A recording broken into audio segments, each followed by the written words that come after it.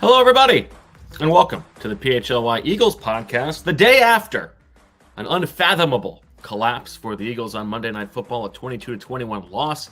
And boy, do we have a lot to get to on this show. Bo Wolf, Fran Duffy, Zach Berman. We're going to be joined in a little bit by Deniz Selman, the professor, and then we're going to close with a nice little segment, a little uplifting moment. Matt Quinn of Mount Joy going to join us ahead of Mount Joy's appearance at the Mann on Friday night. But on a day when I think most Eagles fans are still pretty angry, we're going to try to go through everything that happened last night rationally. Fran, you have had a chance to just speed through and crunch that film. You said you finished just about 20 minutes ago. So we're going to hear all your thoughts. You've taken your voluminous notes. We're going to work through some of our major questions about what you saw on the film. And then at the end, we're going to get to some of the big decisions. And I think what has to be a very big conversation about Nick Sirianni. And all of this conversation, of course, presented by our friends at Bet365, where it's never ordinary. Download the Bet365 app and use code PHLY365 when you sign up, whatever the moment. It's never ordinary at Bet365. Friend, before we get to you, Zach, how you doing? I know you're not on much sleep. You look good. How you feeling? Doing well. Excited for the show. Always good to talk to you guys. Been a busy morning of going through the numbers, watching the game through the TV cut through as much as I could, sending texts. I was on Anthony's show this morning. So yeah, I'm doing well, but honestly was excited to talk to you guys about this. All right. We have so much to get to. So let's just get into it. And Fran, my first question for you, I want to start at the end. We're going to start on the defense first, because I think everybody is very well aware at how poorly the defensive line has been playing. The worst run defense in the league by yards per carry through 2 games. Obviously, not a lot of pass rush, despite the investment the organization has made there. But let's start at the end, the final defensive drive for the Eagles, knowing that they need to keep the Falcons out of the end zone, and they go 70 yards in 6 plays, incredibly easy. When you rewatched that sequence, that defensive possession, what went wrong? What jumped out to you? Is it fixable? Yeah, I mean, a lot of it is fixable, and I would say not just for the final sequence, but for that entire game. A lot of it is fixable. Now it's just a matter of like, all right, these are the guys that are going to be able to fix it on the field. So to me, just looking at that final sequence, and I am planning in my defensive breakdown to really go play by play here with this one. But yeah, that first completion to Kyle Pitts, they went for 11 yards. That was a check down option for Kirk Cousins. Nakobe Dean was the nearest in coverage. The zone might have been a little bit soft, but I didn't think it was terrible given the situation. Now, what was interesting about this, about the majority of this drive, Bo, was that, and Zach, was that the defensive line. All right, so this is your gotta have situation, right? These are the guys you want on the field to be able to get after the quarterback. You know that Atlanta is going to be throwing the football, all the play action stuff, all the window dressing, the misdirection, all of that's out the window. These are going to be straight drop back situations. So the Eagles go with Bryce Huff and with Josh Sweat on the outside, Jalen Carter and Moro Ojomo on the inside. And so those were the 4 that they said, these are the guys that we want getting after the quarterback. And it wasn't just a straight 4-man rush on every single one of these plays, guys. They did mix things up with what they were trying to do up front. It just didn't work. So on the first play, you had a double stunt. So both guys on both sides running TE stunts where the tackle goes first and the end loops inside. They picked up the stunt well, Atlanta. So Kirk Cousins has time. He delivers the ball to Kyle Pitts on a little bit of a check down option, but it goes for 11 yards to Kyle Pitts. Next play, this one goes 21 yards to Darnell Mooney. I'm just reading this right off my notes if you guys can't tell on the video on YouTube here. But basically, this was a busted coverage, essentially, from Quinn Mitchell. They're playing cover 6, and cover 6 is a form of zone coverage where you're playing cover 2 to one side and cover 4 to the other. And if you're playing cover 2, that means you have a corner playing in the flat. And Quinn Mitchell was playing cover 2 technique, so he's playing in the flat, but keep in mind the situation. Where are we in this game? You've got to be able to get depth and take away anything behind you, because that soft spot in cover 2 is behind the corner, underneath the safety.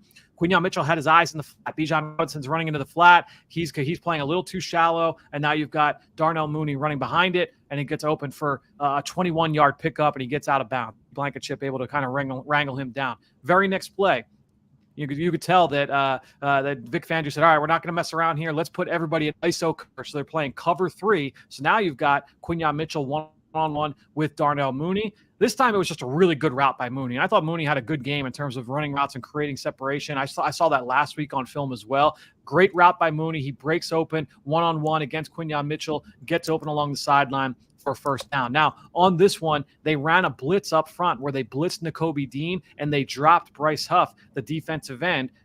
Atlanta saw the away, and so they picked up the blitz. It was Dean versus a left guard, and so Dean's not going to win on that one. Ideally, when you run those blitzes, you'd love to be able to get the linebacker matched up one-on-one with the running back, and that did not happen here on this one. So now you get 1st and 10. You're deep in enemy territory at this point. There was a little ball that was thrown to Drake London right in front of Quinn Mitchell. I wouldn't put that on cue on that one. The Eagles ran a tilted front here where you've got 3 guys loaded up on one side of the formation, and you had Brandon Graham by himself on the other side. So typically, when you see teams try and do this, okay, there's 2 things. Number one, you are dictating one-on-one matchups. So, hey, this is the guy that we want one-on-one. If you've got a fearsome pass rusher, if you've got Aaron Donald, if you've got Chris Jones, that's the guy you want lined up by himself. And then you're running some kind of twist and long game with the 3-man side of that stunt. The Eagles did that. They ran a 3-man stunt. It was picked up pretty well. You had Josh Sweat looping inside. He gets matched up on the guard, but the guard's able to stop it. And BG, he tries to win with the bull rush against Caleb McGarry, and he does win, but it doesn't win fast enough. The ball comes out quickly. The ball's caught in front of Quinn Mitchell. That goes for 5 yards. The next play, you get a bracket coverage against. And so very quickly, with the game on the line, needing somebody to make a play, they're saying the only guy that we trust to win one-on-one is 37-year-old Brandon Graham. Yeah, it wasn't Bryce Huff. It was not Nolan Smith. It wasn't Josh Sweat. They had Sweat running. Now, Sweat has been very good as a looper in those situations in the past. Like historically, that's something that he has been good at. I would say right now, and this has been the last couple of years, guys, they're not a good stunt team right now. They're not, I want to ask Vinny about this maybe next week, because when Vinny was young, they were really, really good at running stunts. You look at him and Fletcher Cox and Brandon Graham, those guys, they worked in tandem so well. Right now, the timing is just not good. And honestly, on the final play, they ran a stunt. Actually, no, there was actually the very next play, the one that was the PBU by Avonte Maddox in the end zone. They ran a stunt inside that the timing of it was really bad. It was between a Jones and with Jalen Carter, and it just the timing of it was terrible. Had no chance of being able to get home. The Eagles did a nice job of running some different brackets and double coverage concepts against London on 3rd down and in the red zone.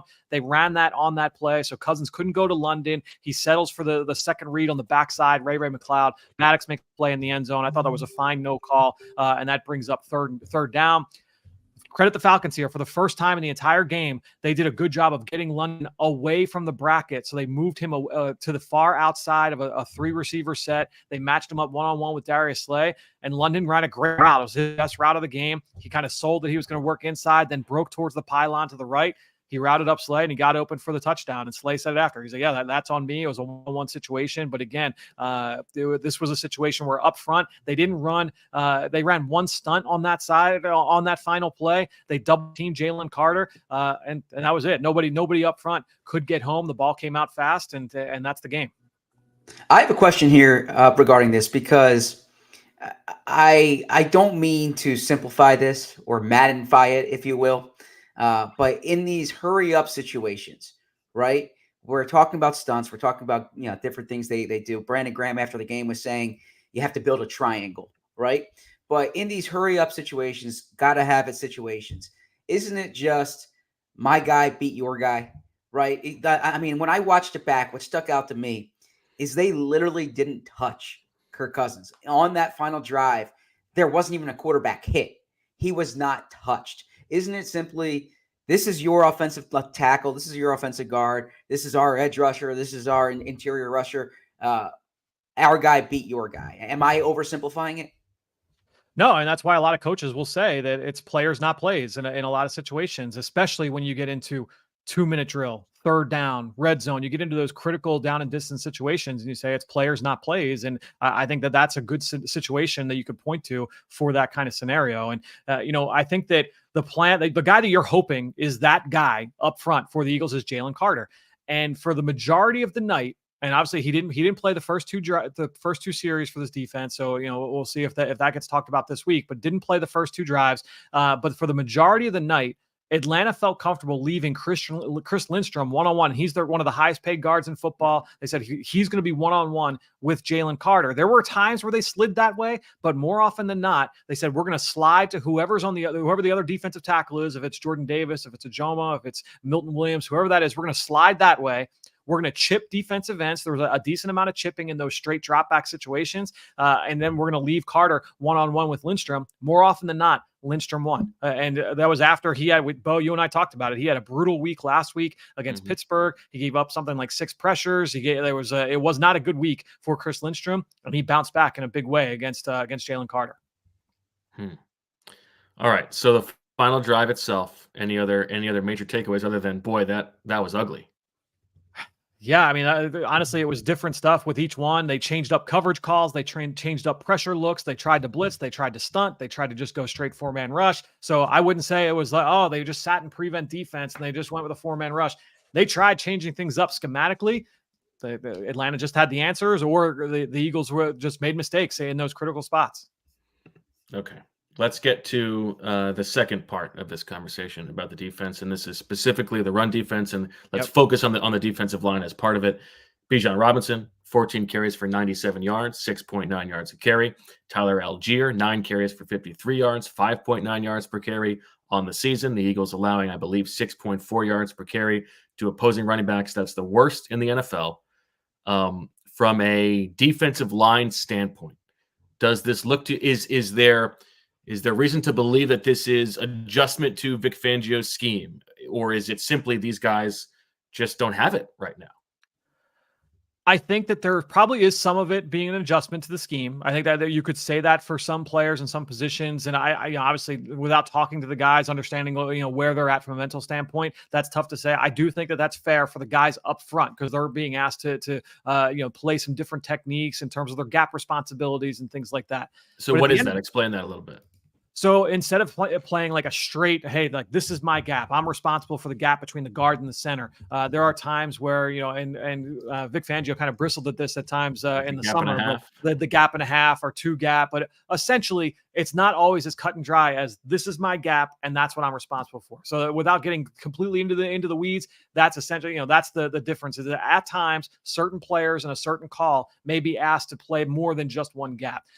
Can I ask you a question before we even get going? Because this sounds so familiar, right? For Eagles fans who have been following this team for a decade plus, Zach, you will remember, this sounds to me like the transition from Jim Washburn's defense to Billy Davis's defense, right?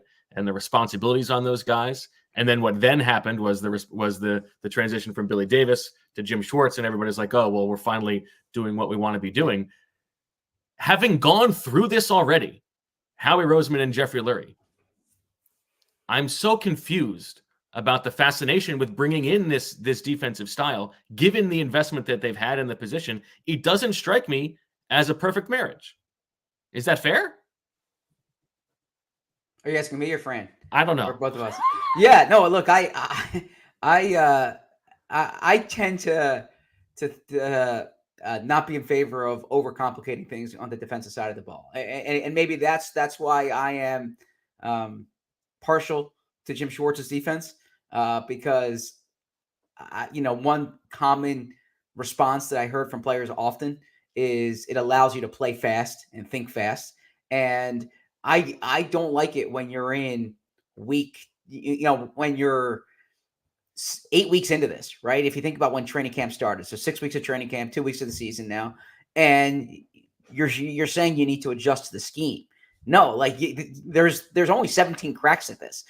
You can't pick your head up in November and say, all right, we're finally catching up to this. Like, it's incumbent upon the coaching staff to institute a scheme, and it's incumbent upon the front office to have personnel that fits that scheme, that allows you to to make plays. Like if don't overcomplicate it. And I am with you there that if they could have foreseen some type of adjustment, then I think that's problematic. And by the way, like the history of Vic Fangio lately is that it takes at least a season, sometimes 2 seasons, for like these results to carry over. And so not only Zach, do you prefer the Jim Schwartz style, but the numbers bear it out. I mean, Jim Schwartz's defenses are significantly better historically than Vic Fangio. Sorry, go ahead, Fran.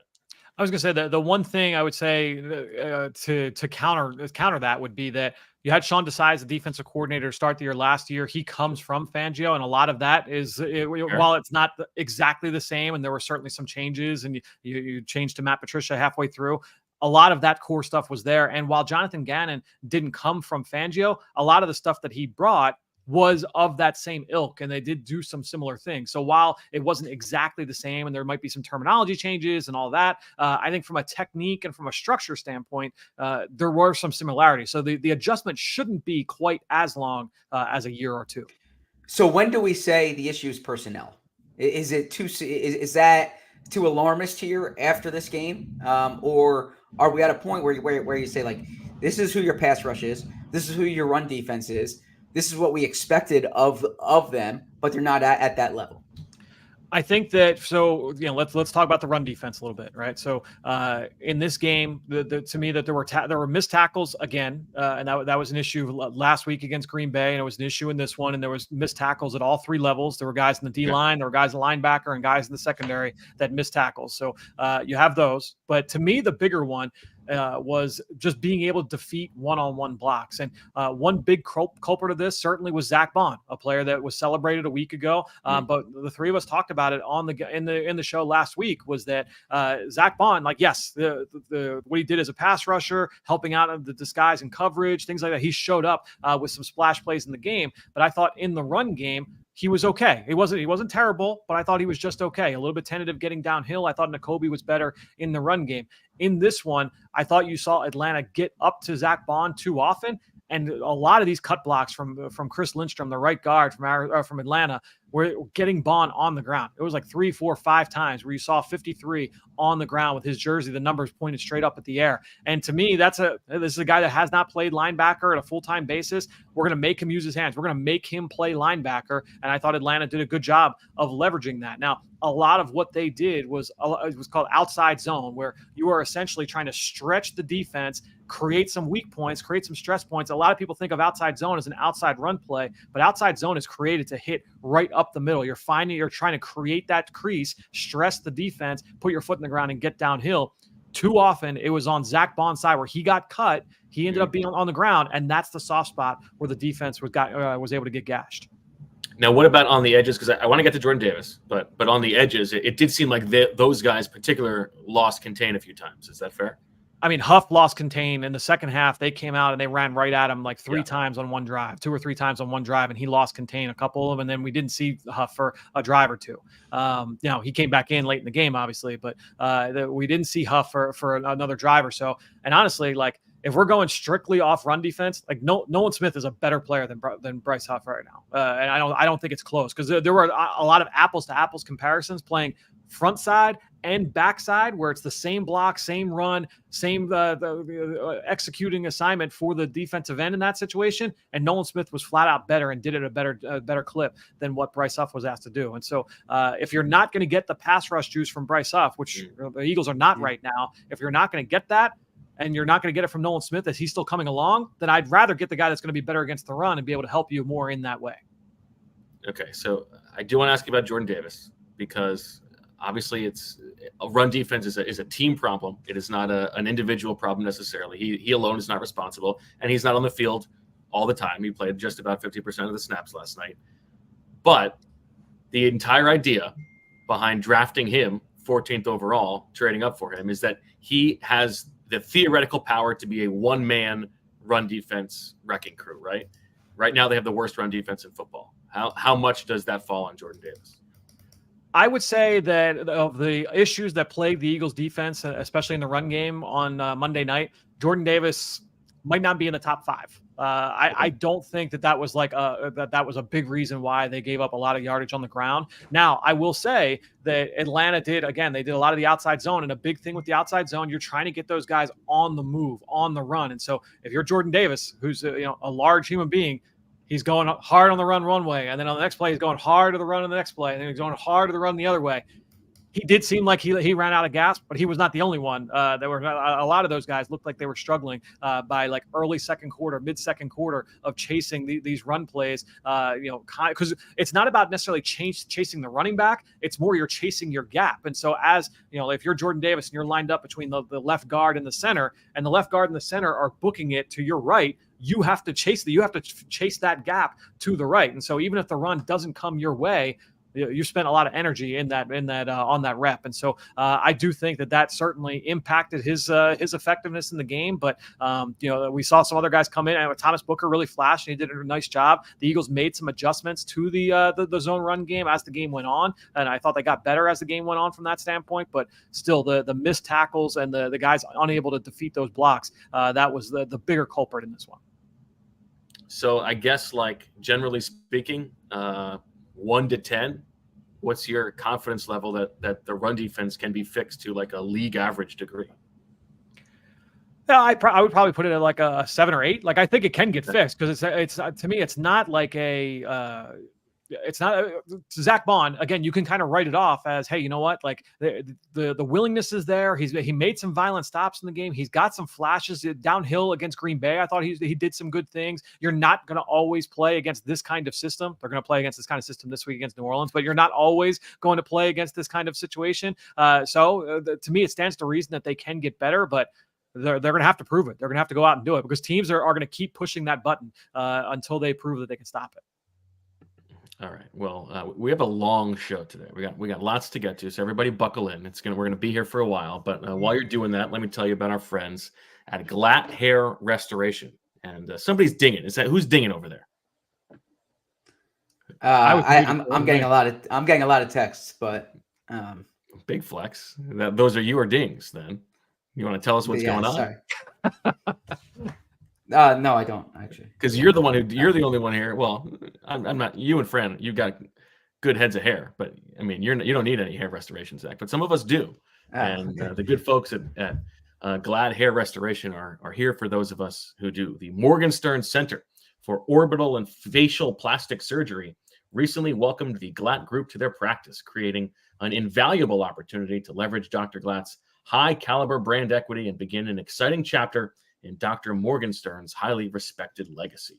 Here is what makes Glatt Hair Restoration better than the rest. They have the same peerless approach to care, the same expert team, the same unmatched Glatt system, and same state-of-the-art location and same stellar results as they did before the late Dr. Paul Glatt unfortunately passed away. Under the direction of Dr. Morgenstern, a highly respected plastic surgeon, each member of this exceptionally trained team brings 30-plus years of industry experience.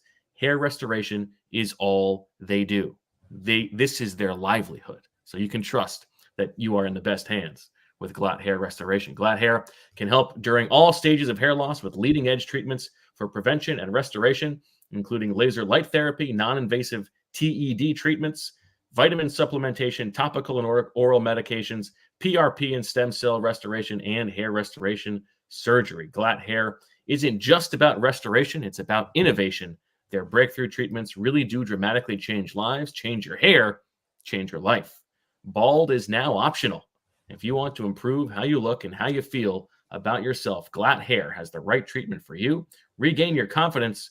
Visit glatthairmctr.com or call 610-980-4000 to get started.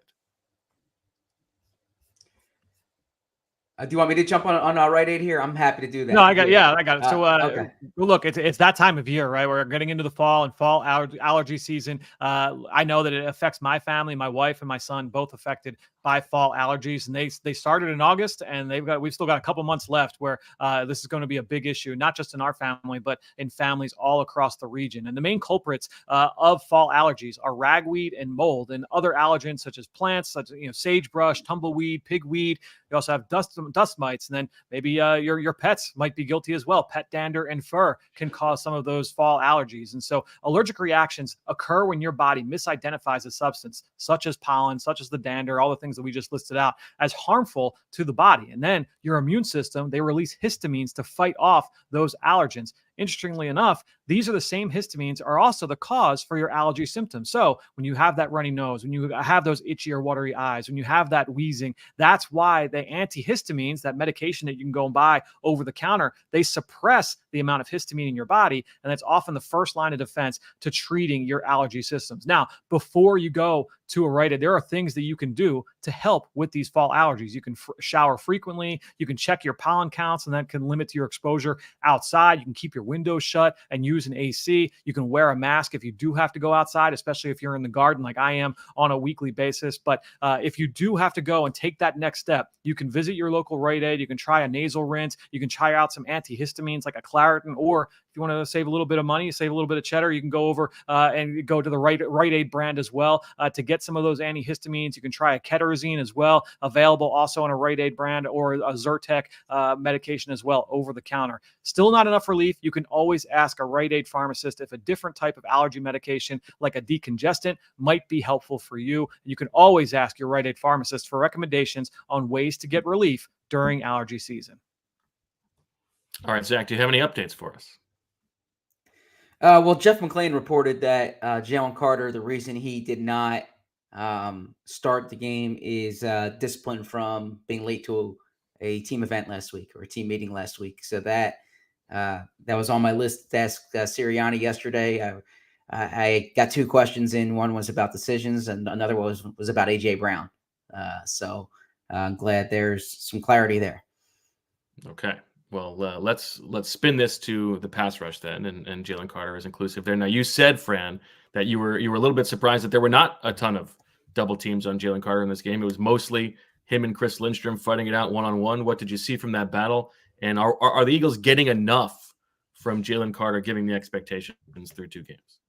Yeah, I mean, the big thing is that when you are a defensive line and you are getting run on the way that the defense was getting run on, and then play action becomes a factor, and again, especially the outside zone play action where you're constantly chasing back and forth, all of that level of misdirection really limits your ability to be able to get after the quarterback on an every down basis. And then you get into those regular dropbacks. That's where you're, all right, hey, this is it. And that's what made that final drive so frustrating, is that you're taking away all of the bells and whistles. And he's, all right, let's pin your ears back and go. In those situations, the Eagles are not getting enough from Jalen Carter, from Josh Sweat, from Bryce Huff. You go down the list. You had one sack on the game. Milton Williams able to get home down in the red zone on third down, which was a big play. But that's just not consistent enough.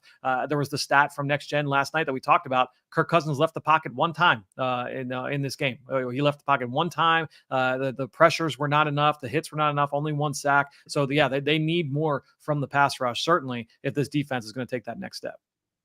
Do you think that the game plan from the Falcons caught the Eagles by surprise? We spent so much time, obviously, talking about how unique that first game for them was. Just all shotgun, no under center, shotgun and pistol. Obviously, they brought back the under center and the play action stuff last night. Did you get the sense from watching that was something that caught the Eagles with their pants down a little bit? I don't know if they're surprised, right? Because that was what we had. That was the assumption going in, was this is the way that they were going to play this season. The bigger surprise was how they played a week ago, and so to me, you had to be ready for either outcome going into this game. And to me, obviously, they went back to what the assumption was. It was almost entirely, I have to look at the numbers, but from my charting, it was all 11 personnel, all three receivers and one tight end on the field, which that's what we assumed with Zach Robinson, the offensive coordinator, coming from Sean McVay and the Rams, that they were going to live that way. It was not any heavy personnel from the reps that I charted. And so, it was more under center. It was more play action, all the things that we expected that they didn't show last week. Why did last week look the way that it did? I mean, that's a question I guess only they can answer. But they went back to what the assumptions were preseason wise in this game. And just by the numbers on True Media, they had no snaps of play action in week 1, and they were just sort of league average in this game with just under 14% in this game. So they obviously brought it back. Let's do a little Ace Hardware temperature check here on the pass rush, Fran, with our friends at Ace Hardware. We take a look at which Eagles are heating up or cooling off. Visit Ace Hardware Home Services online at www.acehardwarehomeservices.com to get started on your next project. I guess rank for me who you have the most faith in this pass rush group in like elevating their game, because we've talked about they hit Kirk Cousins, I think twice last night, 3 if you count the Brandon Graham called back penalty, 1 sack against the guy who was as immobile as Kirk Cousins is. Who do you believe in? I mean, I think that you still have to believe in Jalen Carter. All 3 of us have seen what he can do on the field. The Eagles fans all saw what he could do on the field last year, but we saw him this summer. We know that Jalen Carter is better than what the output has been through these first 2 games. And so hopefully he's able to kind of get back on the right track. So I would list him at number 1. After that, I would say it's tough. It's a lot in terms of who you have the most confidence in. Obviously, Josh Sweat has the most pelts on the wall. Bryce Huff had 1 year of production last year, but you need to see it from both of these guys. Certainly with Huff, if he's not going to be an every down player, now look, he was not an every down player for the Jets, right? So if maybe he's sliding into a role that he's a little bit more comfortable with. That said, in what we've seen from him in the drop back situations, he had that last night on that final drive. He wasn't getting home. So that's tough to say. Is like, all right, what does he need to do to be able to get back on track? I think when you look at this group as a whole, it's probably Josh Sweat and Brandon Graham are the ones that you're expecting to have that next jump. And Milton Williams, I would say, is another guy that you would say he can give you the most as a rusher. Yeah, when I was thinking about this, one of the things about doing a daily show year round is that there are plenty of receipts, right? You can't say like I thought this and that not be true. I think one of the things that might have been overstated from Eagles fans was the Eagles traded their best pass rusher away, and the thought was, well, they're replacing him with Bryce Huff, and it's like this 1-for-1 swap, and then you have this excess money to redistribute elsewhere. Well, Hassan Reddick was an elite pass rusher. Bryce Huff has upside, but you didn't know if he would be that. And I think right now what they're missing is their elite pass rusher. And I think they're feeling the effect of that. Like to me, Bryce Huff needs to be significantly better. The contract calls for it. The role calls for it.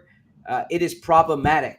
It is problematic that they're not getting any pass rush juice from Bryce Huff. And I was talking to someone behind the scenes last week who was basically saying, like, you're making too big a deal about the run defense, the first, like if he, and it's essentially what Bo has said. Like if he's providing value affecting the quarterback, that's why he's here. The problem is he's not affecting the quarterback. Right. So the other warts like stand out even more. Yeah, he can stink against the run. That's fine. If he's going to get after the quarterback on 3rd down, that's fine. Just put him on the field on 3rd down. But he doesn't have that juice right now. If he gets a sack on that final drive, no one's talking about him against the run last night. Now, Zach, you mentioned it. I mean, it's fanciful. It's hard to believe it could even be possible. But do you think there's any appetite for the Eagles to put in a call to Joe Douglas? I mean, if you're asking me, I would. I don't think it ended particularly well with. It's not starting particularly well. That's true. That's true. I mean, yeah, like, Hassan seems to be like set on his principle here, but I think they badly missed Hassan Reddick. I would call, but I don't know what the type of resolution is, and I think both teams are kind of, or I think both sides there are kind of hunkered down. I mean, the Jets just lost Jermaine Johnson. Like the Jets need Hassan Reddick, right? But yeah, it's like I think all 3 sides are not better off here.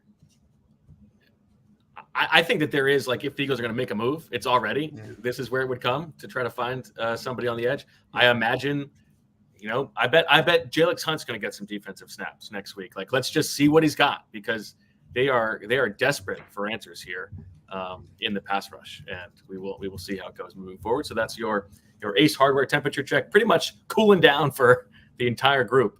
And Zach, from a roster building standpoint, I mean, we're going to get to Sirianni because to me, this loss insularly is entirely on him. But there are major big pictures problems about the team that are roster construction. The state of the defensive line right now. How much do you put on Howie Roseman for that? Oh well, quite a bit, and I say that because like you use I'll use Howie's words here, not Howie's words against him. I'll use Howie's words to support this. Howie says like if you say you believe in something, then your actions have to support it, right? And they've made like they're the state of their defensive line or their pass rush, let's say. It's not for a lack of investment or a lack of resources. It's not like linebacker, right? They've spent in the past 3 years 3 first-round picks on players on the defensive front, if you include Nolan Smith, right? Bryce Huff was their big signing this offseason. Josh Sweat, even though he took a haircut, he's still, $12 million player. I mean, the investments they have along the defensive line are significant here. The fact that it's not producing, then it's not for the lack of investment. It has to be the evaluation or the deployment of them. But this is, if they're underperforming at linebacker, I would say you're getting what you're paying for. If you're underperforming on the defensive line, I'm saying you did not construct this well. All right, let's move on a little bit. You sort of touched on the linebackers, so I think we can gloss over those, Fran. Aside from the final drive, what did you make of the way that the corners played in this game? I thought they played fine. I thought that they did some good things in moments schematically. I mentioned some of the double teams and bracket coverages on Drake London, and they did that selectively against Kyle Pitts in the red zone at times. And so I thought they did some creative things from a coverage standpoint. Look, to me, watching watching the film back and even watching the game last night, I didn't walk away from that. The final play, Darius Slay gives up the touchdown. Quinyon Mitchell has the brain fart there on the cover 2 play, and then gets beat on the next rep. Overall, I did not feel like the corners played poorly in this game. To me, it's more about the front and what that looked like as opposed to the secondary. That near pick that near pick that Quinyon had, a very nice play. Yeah. One thing that was noticeable, they played dime a couple times, and Keely Ringo on the inside. Yeah, he was the dime player, not Cooper DeJean like last week, and not Isaiah Rodgers, which you would have thought if one of these guys has the inside skill set, it would have been Isaiah Rodgers, right? So that was interesting. Maybe Ringo more physical, I guess, but interesting that they're finding a role for him and that Isaiah Rodgers was not part of this defense at all. It could be that, hey, Ringo's a bigger body and trying to deal with Kyle Pitts. Maybe you'd want him there as opposed to, but you also think that's what you want Cooper DeJean for as well. So I think that'll be interesting, something to track. Okay. Just a quick breakdown of the defensive personnel per True Media. They were in nickel 87.9% of the snaps. They were in a 3-4, 6.9% of the snaps. They were in a dime 3.4% of the snaps. They were in a 4-3, 1.7% of the snaps. There you go. Let's talk General Fangio thoughts from this game, Fran. Just the way that he approached it. I thought the blitz numbers were, according to True Media, a little bit higher than I was expecting. I mean, they were on the low end, just under 20%, but it didn't feel like he was blitzing that often. I know there were a couple on the last drive, but your perception of the way that he approached this game. Yeah, I'd want to go back and just see which ones they categorized as blitzes. There were definitely more of like the exchange rushes where a defensive end drops out and a linebacker comes. But even then, these numbers do change sometimes. So yeah, it was certainly not as many as last week against Green Bay. But we talked about that. That was unlikely going into this one. I didn't think that they were going to blitz Cousins often just because of how fast the ball typically comes out with him. And when they did blitz, it wasn't particularly effective. So I don't blame them for not blitzing more. Yeah, the long touchdown, that was a blitz there. Yes. And it left CJ Gardner-Johnson exposed. He kind of sat on it, and there was nothing there. I think he thought the ball was going to get out quicker than it did, he thought the ball was going to get out quicker than it did.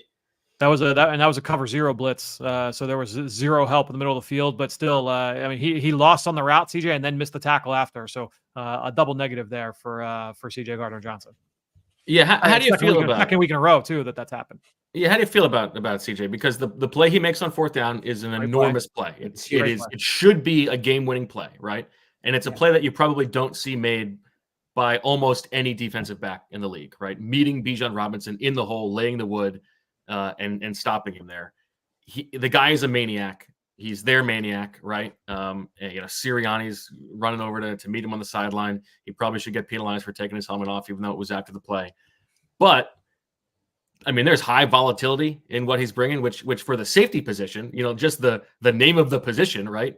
Safety. I don't know that he's bringing peace and comfort to Vic Fangio right now, but I don't know. You know better than I, and you've watched the film so far. So tell me what you think. The last time he was here in Philly, he made up for any of that volatility by creating those big plays and creating those turnovers. And so if that does start to happen with CJ Gardner-Johnson in this iteration of this defense, then that would pay off. It's like the Bryce Huff conversation where you're willing to look past some of those warts if you're able to create the big plays on top of it. We just haven't seen the big plays yet from CJ on his end, but 2 games in, we'll see if that can start for him. Any other big takeaways from Fangio's game calling? No, I think we've hit on most of the big things. I pulled a lot of plays to break down. I don't know how many I'm going to use for the breakdown. I'm just looking to see. Yeah, I downloaded 87 plays to my computer from this game. So I've got a lot to comb through over the rest of the day and into the night. But there's a lot to cover. I'll be doing it on my breakdowns on all PHLY. Okay, well, we look forward to that. And by the way, Kirk Cousins in this game, 2.74 seconds average time to throw, which was 26th in the league over 65 games in the first 2 weeks of the season. That was after he was 2.5 seconds in week 1, so he was able to hold the ball a little bit longer. However, the quarterback in the league who has held the ball the longest on an average time to throw in any game this season, Jalen Hurts in this game, as we prepare to move to the offensive side of the ball. Before we do that, anything else on defense that's worth touching on, Fran, before we move on? No, I think I'm good there. Okay. Well, before we move on to the offense, then let's talk about our friends at Indeed, because if you're Jeffrey Lurie and you're looking to get a head start on the job market, Indeed might be able to help you out. If you need to hire, you need Indeed. Indeed is your matching and hiring platform with over 350 million global monthly visitors, according to Indeed data, and a matching engine that helps you find quality candidates fast. Ditch the busy work. Use Indeed for scheduling, screening, and messaging so you can connect with candidates faster. And Indeed doesn't just help you hire faster. 93% of employers agree that Indeed delivers the highest quality matches compared to other job sites, according to a recent Indeed survey. Leveraging over 140 million qualifications and preferences every day, Indeed's matching engine is constantly learning from your preferences, so the more you use Indeed, the better it gets. Join more than 3.5 million businesses worldwide that use Indeed to hire great talent fast. And listeners of this show will get a $75 sponsored job credit to get your jobs more visibility at Indeed.com/allcity. Just go to Indeed.com/allcity right now and support our show by saying you heard about Indeed on this podcast. Indeed.com/allcity. Terms and conditions apply. Need to hire? You need Indeed. I want to tell everyone about Game Time because we are this is a fun time of year right now where obviously it's football season, it's college football season, but also the Major League Baseball playoffs are around the corner. Sixers and Flyers are going to start soon.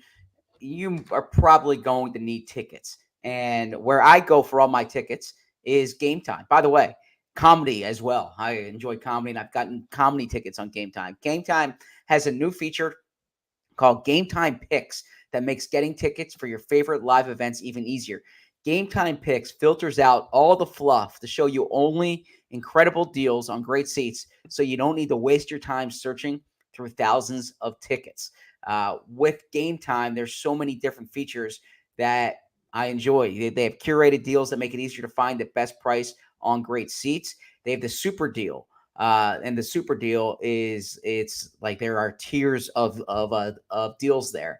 There's seat views before you buy, which is always great. Lowest price guarantee, event cancellation protection, job loss protection. And something that's important to me is the all-in pricing. because you can toggle this feature to see the total up front with no surprise fees at checkout. One of my pet peeves is when I think I have a great deal, I click on it, I'm in the checkout, and all of a sudden it's X% more than I anticipated. It's Game Time shows you that up front. And they have this Game Time ticket coverage where your purchase is covered with the most flexible customer service policy in the ticketing industry. Take the guesswork out of buying tickets today with Game Time. Download the Game Time app, create an account, and use code PHLY for $20 off your first purchase. Terms apply. Again, create an account and redeem code PHLY for $20 off. Download Game Time today. What time is it? Game time. All right. Let's talk offense, Fran. We're 45 minutes in. We're just starting on offense. I'm telling you, it's going to be a long episode. We got a lot to get to. I think that's worth it for unpacking the game from last night. So, Jalen Hurts in this game, Fran. Obviously, we saw more from his legs than we did last week. A lot of successful scrambles. He goes 23 of 30 for 183 yards and a touchdown. The interception at the end of the game, also adding 85 yards on the ground on 13 carries. By EPA per dropback, it was a top 20 percentile game. He joins just Josh Allen and Baker Mayfield. Josh Allen and Derek Carr as the only 3 quarterbacks in the league who have had a top 15 EPA per dropback performance in both games this season. But I'm curious, when you watch those dropbacks and all the time that he had in the pocket in this passing offense without A.J. Brown in this game, were there open throws that he was turning down? Was he leaving the pocket too early? Was there meat left on the bone in the passing game? I believe you're muted, Fran. Beautiful. That was a great point, though. Yeah, right. I was on such a roll. Obviously, look, there were a lot of scrambles in this game, and so there were examples of everything you laid out. I think most of the time, the scrambles were justified, and I think that he was doing a good job with it. I think there were a couple times, especially late, where he left a little bit early, or maybe he had left some meat on the bone. That said, most of the time when he did do that, he came up with a positive play. The one that comes to mind, there was the big play against the blitz where he rolled to his right and he found Devontae Smith. Devontae made like that acrobatic catch along the sideline. That was actually the first time this year where that I can remember anyway through the first 2 games where there was a blitz call and the blitzer's coming, and instead of going to the hot route available, Jalen kind of dropped his eyes, ran around, and made a play. Now, Jahan Dotson was the hot route on the right side. That's where the blitzer came from. There were a couple times in this game where Jalen threw it right past the blitzer and right to the hot route, and it was perfect, like exactly how you draw it up. On this one, he decided instead that he was going to roll around. He ran over to Devontae's side, threw it to Devontae, and Devontae came through and made the great catch. That was one play out of probably like 7 or 8 scrambles. But I think overall, I thought he did a good job in his decision-making with those scrambles. Okay. You mentioned Dotson. Jahan Dotson in this game, 1 catch for 6 yards. Yep. Dallas Goedert drive, I believe. 3 catches for 38 yards. I mean, if you had a whole week to game plan your offensive structure without A.J. Brown, you would think that those 2 guys would be involved. Perhaps that this is a result of the A.J. Brown injury happening late in the week. If you're just catching up, the news is that A.J. Brown's going to be out for a couple weeks, is what he told Lisa Salters. But in terms of the usage, I mean, Dotson was on the field plenty. Were you surprised that those guys weren't more influential in the offense? And, were they open or were they not getting open? Yeah, I mean, I thought that there were times where those guys were getting open, but it all depends on where they're at in the terms of the progression as well. And so I didn't think that there were multiple cases for both Dallas Goedert and Jahan Dotson where it's like, they're next up in the progression. Jalen sees it and he's not throwing their way. Now, could they have done more to try and incorporate those guys? Yeah, I don't know that that Britton Covey should have 6 targets versus 4 for Dallas Goedert. 7, right? count the one that was called back on the whole. Yeah, the one that's right. So it should have been 7. Now that one went for a first down. It would have been his longest of the day. Would have counted for a third of his yardage if it had hit. But I think when you look at just the overall, because again, most of Covey's catches either were on the little RPO bubble screens or they came on where he was a hot route. And so it was like, all right, Jalen is abandoning what the play is essentially. Like he's not going through his progression.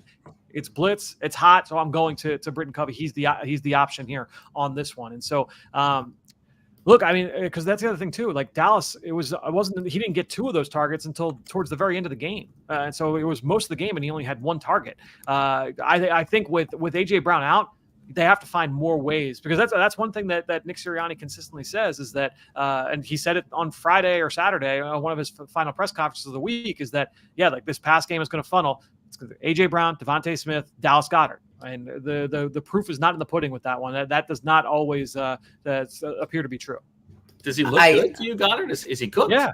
No, I don't think he's cooked at all. I think Dallas Goedert's a really good player. I think it's, when it comes to like wide receiver and tight end usage in an offense, and how often they're targeted, there's so many factors that go into it, and you almost have to take it like a play-by-play situation.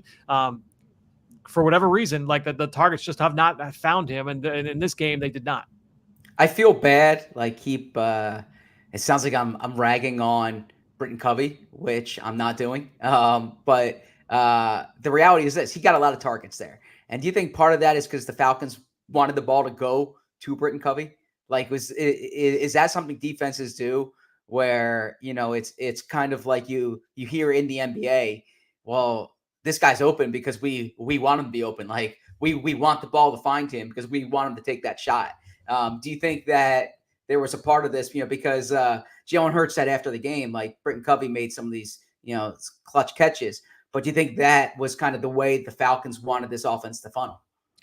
I don't think so. Okay. I think that, because if you are the play side linebacker being read on an RPO, number one, you don't know that play is happening where you're going to be an RPO, and you don't know, because you're not looking at who the wide receiver is outside of your peripheral vision. You don't know if that's Devontae Smith that's being targeted on a jailbreak screen coming back at you, or if it's Britton Covey being targeted on a bubble screen going away from you, right? So I don't think it's necessarily that. I think that's just, hey, like this is Covey's usage in this offense right now, is he's going to be underneath like the little screens, and he's going to be the hot route option if he's out there on the field.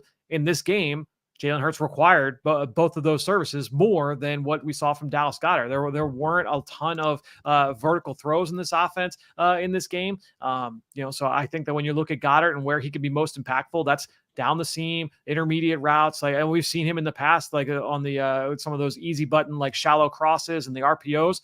He hasn't run those in the first 2 games. And so we'll see if that usage is able to change here this week against the Saints. If they say, hey, you know what, like that's a way to try and get him incorporated into the offense, is maybe we run more of those RPOs where we throw it to him in the flat. And we saw it this summer, guys. I mean, there was the open practice at the link where he caught 3 touchdowns. Like those are the kinds of plays that we just haven't seen from Goedert so far through 2 weeks in terms of his role in the offense. In terms of the way that the Falcons defense approached this game, Fran, what jumped out to you? And I did notice we were expecting more big blitzes again. According to True Media, only 2 of them. Now Jalen Hurts 0 for 2 incomplete passes on both of those plays. But what jumped out about the way that the Falcons defense approached this game? Nothing super surprising. I haven't looked at the numbers from True Media. I will say that just looking at the when I was charting, they ran man coverage more in this game, but not to a high amount. It was still primarily zone coverage on their end. Structurally, it was exactly what we saw and what we expected. I think it was a heavy amount of zone coverage. They played almost entirely nickel in this game. No matter how the Eagles lined up early on, it was all nickel. They, as Saquon Barkley in the run game really started to get heated up, that's when they started to play a little bit more base. And no matter how the Eagles came out, even if they came out in 11 personnel, Atlanta said, yeah, we're going to play in our base defense and make it prove it through the air. So I think that when you look at the way that they played, nothing really shocked me. Are we ready yet to talk about the interception? I know you wanted to ask about the offensive line. Can I jump ahead here? Because I don't think the interception is getting enough attention today. Yeah, go for it. Okay. What we got? What? Well, I was trying to follow the order, but so that's what I'm saying. Okay, so then ask about the offensive line. Ask about the offensive building line. a crescendo here to the end of the game. Well, let's just get the offensive line out of the way. I mean, there's 5 people involved. Like, how does the offensive line look to you, Fran? Knock out the offensive line. Okay, that's a little tease for what's to come, because I got some thoughts on the interception. Offensive line. All right, so here's what I think. Offensive line and pass protection. They did have a couple issues with some stunts. There was a couple third down stops where Becton and Lane Johnson had issues with it. Another one came through a little bit later. We saw that last week as well. I don't think that was like a huge issue, but that popped up at times. I think overall, like, and this goes to, Jalen Hurts and his execution against the blitz. The offensive line and Saquon Barkley have been like impeccable against the blitz so far. The way that they pick things up, even, it's because it's twofold. It's Jalen understanding like, hey, like this is where I have to go with the football if I'm hot, if there's a blitzer coming, but then also like making sure that everybody gets a hat on a hat, running back knows where to go, whoever the most dangerous is, where are my eyes going to be? They have been really, really sound from a pass protection standpoint against the blitz. And so that was something I feel like I wrote down in my notes numerous times in this one. And Jalen deserves credit for that too, for calling no doubt protections, right? Absolutely. Yeah. And I would say like pre-snap, Jalen has been really, really good through 2 games. Really, really from that standpoint, especially for a guy that's doing it for the first time. I've been very impressed with how he's operated in that part of the game. Now, there was an insightful framing in the conversation between him and Kelsey in that interview on ESPN when they were talking about like even if you're wrong, you're right, because he's the one who knows where the weaknesses are. So it's a little bit different than if Kelsey's calling it, because he's the one calling it. Even if it's the wrong call, he'll know it's the wrong call and he'll know that he needs to get rid of the ball. Yeah. And I think we're seeing that play out. And so I think that's certainly been really good for Jalen and his development. It's been good to see him do that. Numerous times, like I'm like, man, like you just didn't see this last year. I wrote that like 3 or 4 times just from this game. So I think that's been big. Offensive line in the run game. This was to me like last week, it was a lot of stalemates. It wasn't a lot of like huge, like, oh man, look at how they moved Green Bay off the ball. In this one, guys, I was so impressed with the offensive line. And this is what you were expecting from the Eagles offensive line, what you want them to look like. I thought Mekhi Becton looked really good in this one. Lane Johnson, I thought looked really good. Cam Jurgens had some really good flashes. Mailata, the tight ends at the point of attack. It was a little bit mixed results for the tight ends, but I think both guys had their moments. They used gap run schemes. They used zone blocking schemes, the QB run game. Everything that you like about the Eagles run game over the last 4, 5, 6, 7 years really came to roost in this one. And ultimately it was just that, Atlanta made some changes schematically in terms of how they were lining up. They started leaning more into their base defense and more odd fronts to try and take away the zone run game. And so then the Eagles came back and they said, all right, well, we're going to run more gap stuff with more pulling linemen. And then they started to load the box more. And that's when you saw instead of it going for 7, 8, 9 yards, those runs were starting to go for like 2, 3, 4 yards. And maybe that played into the final decision-making on that final drive. All right, now let's get to the final drive. And Zach, I think you are right that in the post-game show, we probably did not spend enough time unpacking the interception itself, because the situation is 27 seconds left. You're down by 1. You have a timeout, and you're on the 43-yard line. So realistically, you need 15 yards to give Jake Elliott a shot. 20 yards to feel comfortable, and you're going to have like 5 plays if you if you're being playing it out the right way to try to make this happen. And Jalen Hurts throws an interception. So tell us what is on your mind about it first, Zach, before we ask Fran about it. Yeah. So and understandably so much of the attention went to Nick Sirianni's decisions and the defense's inability to stop them on that 70-yard drive there on, to take the lead. But I remember sitting there looking at the clock saying the Falcons scored too early. The Eagles have 34 seconds and 2 timeouts. With the way kicking is right now and the way Jake Elliott is now, realistically, you're looking at, if you get 30 yards, you're getting a kick inside a field goal under 60 yards, right? If you can get it within the 40-yard line, you would take that for a game-winning field goal. Right. And you have 2 timeouts and you have, you can still spike it. You have the sideline to work with. Like and the first play is productive there. You have that pass to Goedert. And so that's the situation you outlined there, where now they're at the 43-yard line with 1 timeout, 27 seconds, 15 yards to go. Jalen throws it up. Like it was, to me, it was a low percentage pass, an ill-advised play. It's a bad shot. And I know he said after the game, Jesse Bates made a play on the ball. I thought he just like threw it up there. Like I thought it's the type of throw you make if there's 12 seconds on the clock and you need to get in the field goal range there. Right. But with to me, it just kind of lacked situational awareness there. And I thought that given the fact that there was all these other things that happened in the final 2 minutes, that kind of got lost. In real time, I don't know if I really kind of gave it the blame, for lack of a better term, that it deserved. Nor did I. I agree. When I watched it back, I'm thinking like, they can win this game, right? Like who was he throwing to? He put it up there. He floated it up there. And to me, it was a bad decision and not the type of decision that a franchise quarterback should make in that situation. It was also very similar to the Seahawks game, right? In addition to like that Kirk Cousins drive being like the Drew Lock drive, and all of the mirrors of 2023 reflecting back on the beginning of this season, it was a really bad decision from Jalen Hurts because I mean, they had a lot of time to work with, relatively speaking, and a timeout. Like, he can just throw that ball away. So what happened on that play, Fran? Well, just so happens that I have the play in front of me, and I'm looking at it so I can talk through this. Obviously, it was the last play I watched about 10, 15 minutes before we started the show. So it's a 3-by-1 set. You've got Devontae Smith by himself to Jalen's left. You've got Saquon Barkley in the backfield lined up to him to his left as well.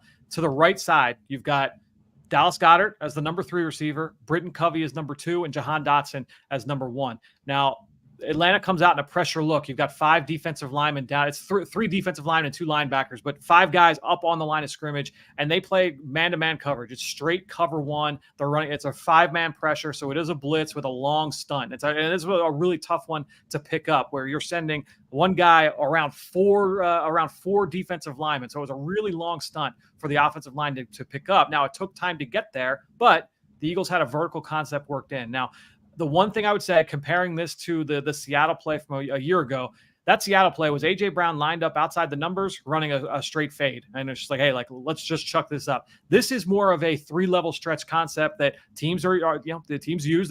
I think this was a perfectly fine play call, given the situation. They're certainly looking for a chunk. Now, this comes down to how it's coached. How is it? What is the situational awareness here? Do they want Jalen to work the intermediate route first and then go deep? Is it like, hey, work the deep route first and then work your way down? That's the one part we don't know. But what we'll say is right now you've got Devontae Smith. He is running a post corner route. So he's working against AJ Terrell in man-to-man coverage. It's essentially a double move. He's going to work towards the inside, towards the post, and then he's going to break on a very deep corner route. Now, there's a little bit of contact about 15, 20 yards downfield with Terrell, but Devontae plays through it, but Bates is able to beat him to the spot. Now, the reason why I mentioned that intermediate route is that route is run from Britton Covey coming from the other side. Covey is quick. He's not the fastest. And so while a lot of people will look towards the intermediate route in this situation, I think that, some people may point to this and say, hey, this is where the ball should go. I do understand Jalen in this situation against man-to-man coverage with D. Alford right on Covey's hip. Say, hey, I'm not going to throw this route. I'd rather take my chances going to Devontae Smith. And if you complete it, you're going to use your last time out, and you're not getting that much. Right. I mean, he'd be better off just throwing it at the ground at Covey's feet, right? Yeah. I mean, Covey is running he's hitting his break at the Atlanta 45. And so, it's past the first down marker. It was not like an 8-yard gain that he's turning down. But pretty tight coverage in that moment. And again, with that looper coming around, with that blitzer coming around. And so, Jalen says, hey, this is going to be the throw. I'm going to throw it to Devontae here. I didn't love the decision, but again, I kind of see what he's looking at there in terms of just letting his guy go make a play. Devontae had to fight through the contact there, and I think that affected his landmark ultimately. Bates was able to go out and make a play outside the numbers. I just think there's 2 things that can't happen there. You can't take a sack. You can't throw a pick, right? Yep. There's enough time on the clock that if you live for another down, that's okay. Yeah, no doubt about it. I think you're right that we have not we didn't talk about it enough last night. And I do think that this is an echo of Jalen Hurts over the years, like end of game, end of half situation stuff. Like game situation stuff is not a strength of his. We saw in the Jets game last year, right? Like his ball protection and like his understanding of the clock and timeouts and stuff like that. It leaves you wanting a lot of the time. And in this situation, Fran, if they recognize that this blitz is coming, is this a too long developing play? Should there have been a check pre-snap here? I think that again in that situation, like if he throws it to Dallas Goedert in the flat for 4 yards, my guess is that we're probably complaining about that today. We're probably not happy about that outcome. So and that if I remember right, as I closed the play, if that probably was the answer there in terms of if I want to get it out against pressure. That's a tough one to say because that's the thing is that when it goes back to that conversation we had about Goedert versus Covey. Well, Goedert was chipping the defensive end on that play. So before he was releasing out into the route, so that speaks to where he was in the progression. He's a check down in that situation for Jalen Hurts. He's not the primary or even the second read on that play just because of how it was structured. Okay. Yeah. I mean, I think about it like big picture, Jalen Hurts is being paid to be the franchise quarterback and a guy who, if Patrick Mahomes gets the ball in that situation, we can't compare him to Patrick Mahomes, but if a top 5 quarterback, a top 10 quarterback gets the ball in that situation, you expect them to drive them into field goal range with that amount of timeouts, that amount of time. And he came up short. And he played an otherwise pretty good game, but there's no doubt that that haunts him. That's not a good enough job. Now he did get hit on the play. That's one thing to acknowledge. So he couldn't really step into the throw. But I put it in harm's way. That part I agree with. Yeah. I thought it was when I was watching it back, I said I should have made a bigger deal about this. Okay. All right. Anything else on the offense before we get to the Sirianni decision making at the end of the game, Fran? No, I think that Saquon looked good. What red zone play calling? It feels like they lean away from Saquon, which is a little odd. Yeah, I'm gonna write about this because I did pull some examples of what happened on some of these third down calls because the third down offense was not very good. The red zone, obviously, because it was late in the game. It was like fourth quarter, and we're looking and we're like, all right, like Jalen Hurts has played pretty well today. Saquon Barkley is running well today. But they've only got 10 points on the board. And a big part of that was just because of what was going on in the red zone. So I don't think it was like anything egregious. It was more just like, all right, like this is what led to this incompletion on this third down, or this is what why Jalen Hurts had to throw it away instead of completing his pass to Dallas Goedert. So I didn't think it was anything like from a play calling standpoint. I think it was just more of this is what happened on some of these plays that led to the outcome. Okay. Now, coming up in a little bit, we're going to have Matt Quinn of Mount Joy join the show, talk a little bit about his reaction to the game last night, what the tour has been like, and the show coming up at the Mann on Friday night. But before we do that, let's bring on the professor, Deniz, who was in the stadium last night and has been itching to game theory splain us on Nick Sirianni's decision-making at the end of that game. Deniz, I give the floor to you. Yeah, thanks. I hope you guys are doing better than I am today. The early part of the game, I thought Sirianni got most of the tactical decisions right in this game. I thought going for it, 4th and 4 from the 9 in the first quarter, I thought that was fine. I've heard people complain about that. I think that's fine. Early in the game, he went for it 4th and 3 from the 41. That was good. I thought kicking the field goal down 2 to take the lead, I agreed with that one. All the models agreed with all of these as well. Going for 2 to go up 3 early in the fourth quarter, fine. The one I was most proud of him for was declining the intentional encroachment. Everyone in my section is like pointing like, yeah, we got the first down. And I'm screaming at the top of my lungs, decline it. And I was surprised that he heard me, because I'm so far up. Like he was proud of himself. He basically ran a victory lap around the bottom of the stadium after doing that. Yeah, I mean, you could tell that was one he must have spent like 2 weeks in the offseason preparing for that exact situation because he was very proud of that. And look, football's a zero-sum game, to use a game theory term. If the other coach wants to do something, you don't want to let them do it, right? So they wanted intentional encroachment. You should always decline intentional penalties, and that was the right call. Now let's get to the reason you have me on. The 4th and 3. Swooper? Oh, we'll from get the to 10. After. Oh no! Oh yeah, no. Fourth. I thought we were going to be a bit that I never told Fran how he did in Swooper. Mm-hmm. So completely unacceptable, by the way. But I digress.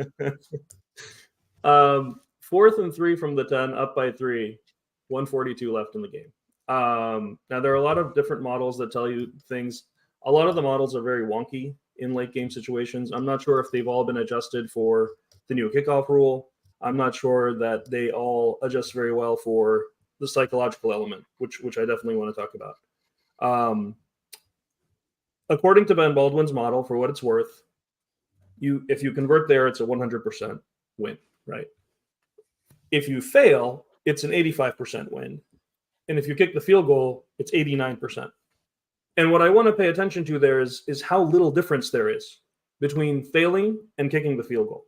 Like when you fail on the fourth down and give them the ball at the 10-yard line, you still have an 85% chance to win the game. Kicking the field goal only adds a little bit to that. Now, that's assuming you flat out fail. According to those numbers, as long as you think you have a 27% chance of making it, you should go for it. And Ben Baldwin's numbers, of course, are, that he should have gone. ESPN's model had it as an even clearer go. Baldwin had it as 92 to 89 that you should go. ESPN had it as 95 to 90. So it's a 5% win probability difference to go for it rather than kick the field goal. Now, I've heard, I listened to WIP a little bit this morning. I'm just curious what people thought about this. And I'm not surprised that most people are wrong about this. I mean, most people are defending kicking the field goal. There's this idea of like, okay, let's kick the field goal, go up 6, then they need a touchdown. Here are the problems. Okay, here's the thing. I think most people understand that if you make it, you win the game, right? Most people understand that. I think most people also understand to some degree what it means to be up 6, right? You're up 6. They need a touchdown. You can defend all the way to the goal line, etc.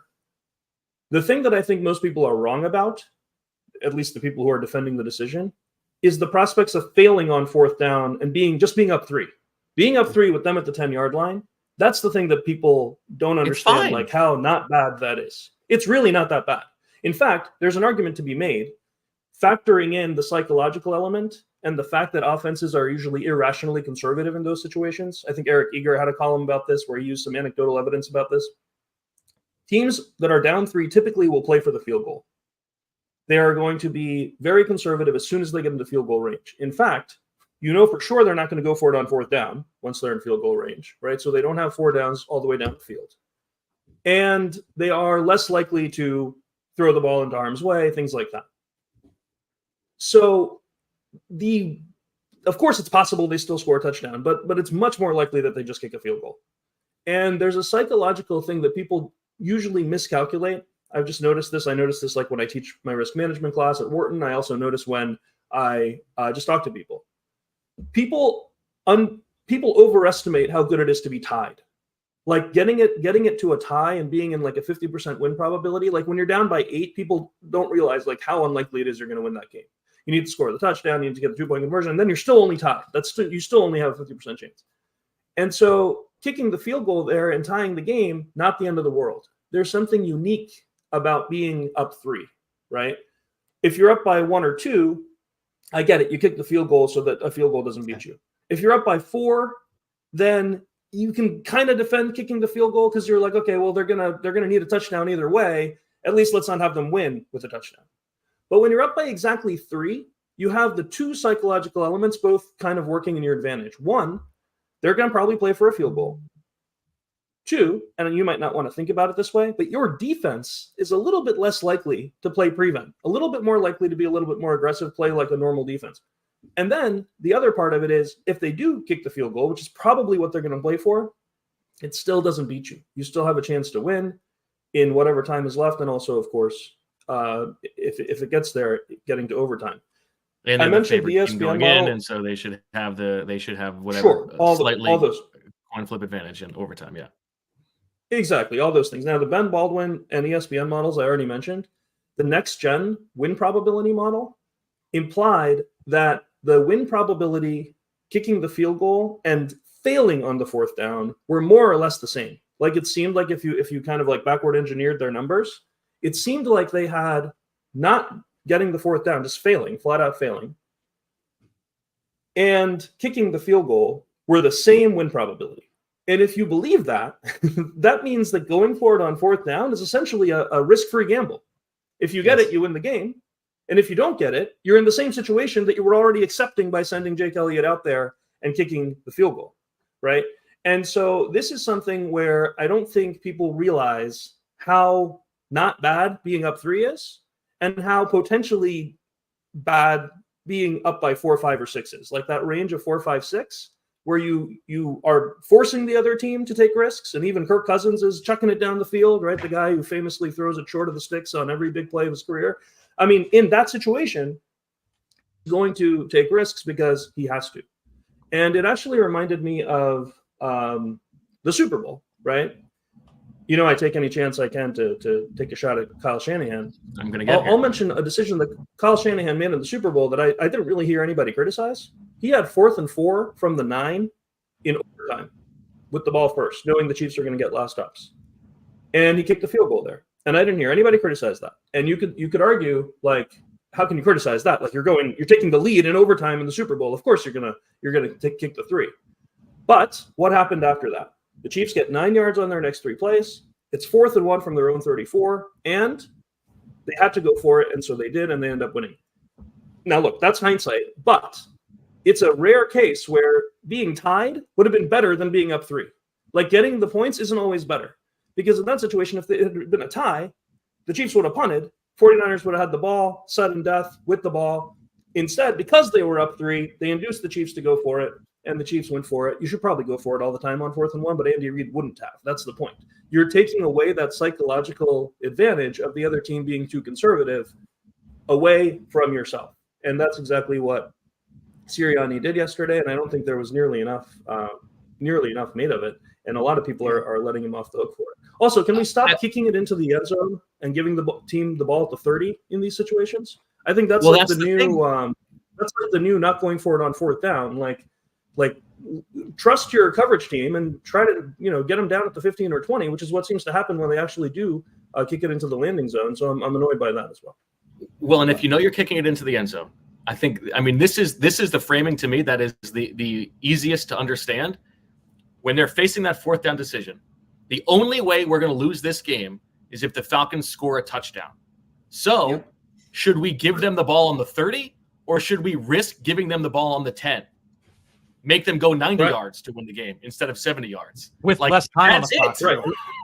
Yeah, and I think a lot of coaches are making this mistake. I mean, the Falcons shouldn't have kicked it into the end zone either. They had 30-something seconds left. They could have killed one play worth of time just with the kickoff return. That's another thing that it does, of course, the time goes off the clock. So, I think coaches are getting that wrong. I think that'll probably if the rules stay the same, I think people will figure that out eventually.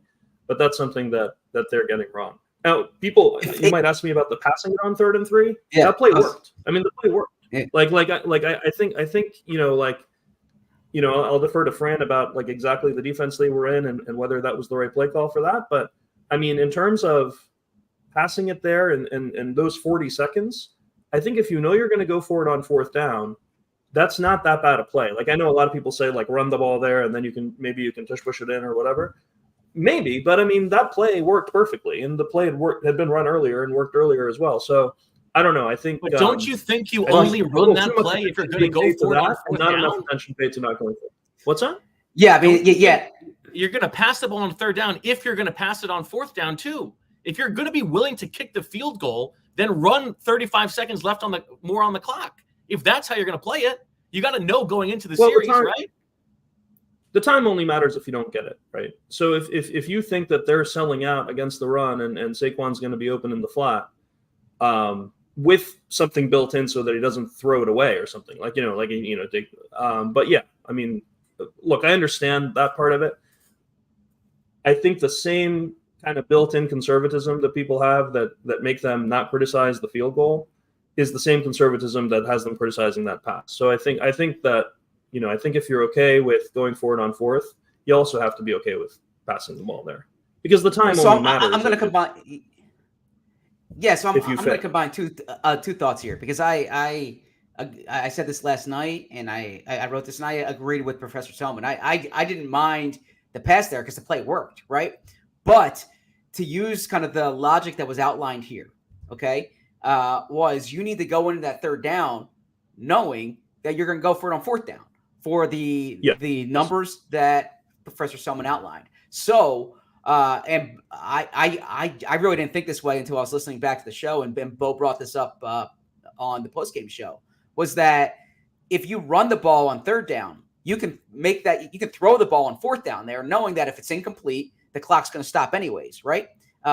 Because it's a change of possession. So I defended the passing play there because it worked, but knowing that you shouldn't kick the field goal regardless, your third down play should be influenced by the fact that you have 2 downs there. So I would run it on third down, let the clock tick. If you don't get it, then you can pass it on fourth down, because if you don't convert on fourth down, the clock's stopping regardless. Yeah, it's a muddled sequence for sure, and you have to wonder on all of these third down calls what Kellen Moore is being told by Sirianni about what's going to happen on fourth down and how that communication this is an works. important question to ask Nick on Wednesday, I think, is what was the dialogue? You could argue that if Kellen Moore is told we're going for it on fourth down no matter what, unless we lose like 7 yards or something, if he's told that, then maybe he does call a run, right? Maybe he's calling that pass because he thinks it's his only chance to get it. And if that's the case, it's bad process. Now, the fact that the play worked makes that bad process not look so bad, other than the drop, obviously. But the process isn't good if that's the case. That's a muddled sequence all around. If you recall, before the pass, they had Fred Johnson out as a 6th offensive lineman, and it looked like they were running a let's try to get them to jump off side play. And it Nick's looked like Matthew Judon did. This is what he spent. This is what he spent all his extra time on, was designing cool new ways to try to draw guys outside. It looked like he was chewing out my because Judon sort of Right. jumps. I think Landon Holyfield on Twitter is the one who first pointed this out, and you can tell that Nick's on tilt about this. Yeah, he's very upset. He says, get your head in the effing games, or something. I think if you flinch there as an offensive lineman, there's like a 50% chance they call a false start. I mean, the guy was barely in the neutral zone. He was in the neutral zone for like a split second. He got right back off. Exactly. It might not have even been the neutral zone. It kind of looked like it from the TV angle. You've got a great offensive line. You have the better players. Enough about let your nuts hang and all this stuff and all of this false bravado and pimp stepping all over the place. If you're not willing to make the bold decision when it matters, we saw it in the Super Bowl. And every time they have a big opportunity to be bold, Nick turtles. He does the conservative thing. I'm sorry. It is awful, that decision. You didn't, Bo, did you like the fake tush push with Grant Calcaterra on 4th and 3? I mean, real believable that they're going to tush push. That he had 3 yards in the offseason to worry about game management. Instead, he spent it on these plays, and he never made it to chapter 2 of Game Management for Dummies. I think that's simplistic, but I mean, I don't think it's mutually exclusive. But yeah, I hear your point. I do agree that Nick tends to, for all the talk about how aggressive and forward-thinking the organization is, Nick tends to lean toward being conservative, especially in money situations. Yes. Yeah, I mean, we remember the 4th down in the Super Bowl where he punted as well. I would still love to know what the process is in terms of we know Doug had Ryan Pagnetti, right? Yeah. Does he have someone in his ear that he's just ignoring in the situation? Because every single model here says it's an obvious go on 4th and 3. There's no model that says that it's close even. I mean, we're talking a 5-point difference, a 3-point difference, a 4-point difference, depending on the model you look at. So every model is going to tell you to go for it. So that means that either Nick is ignoring the person or there is no person, right? And I'm very curious which one it is. There's a person. I mean, Nick's getting the information. I'm confident to say that the way the organization is structured, they're not going a blind eye toward the data here. But Nick ultimately has the decision to kick the field goal or to go for it. Fred, what is that shirt you're wearing? It's an ultimate dad shirt, and I'm going to be. It's a recliner, and it said, "I'm just resting my eyes," which will be me in about 2 hours. Yeah. So that's fantastic.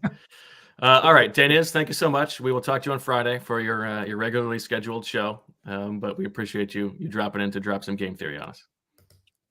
All right, talk to you guys later.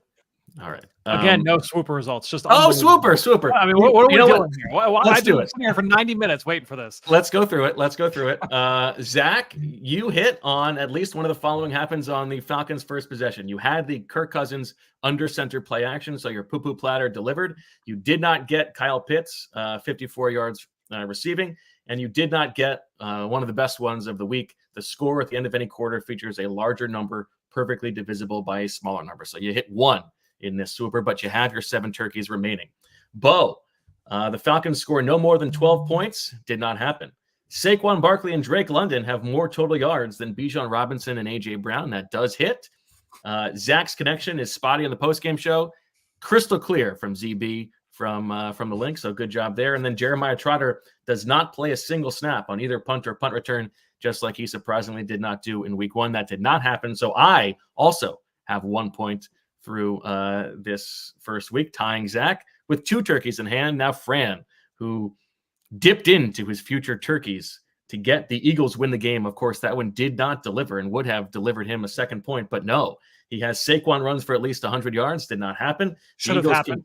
The Eagles complete a pass using under center play action. Should have happened. Did not happen. The Eagles complete an explosive pass out of an empty set. Did not happen. And at least one play is run from either 9-yard line. That did happen several times. Yep. And so it's a 3-way tie, 0.33 turkeys all around. Watching live, I think there was one snap of under center play action, and it resulted in a disastrous sack. And I was just, I was upset about it as an Eagles fan, but kind of chuckling at what Fran's reaction must have been.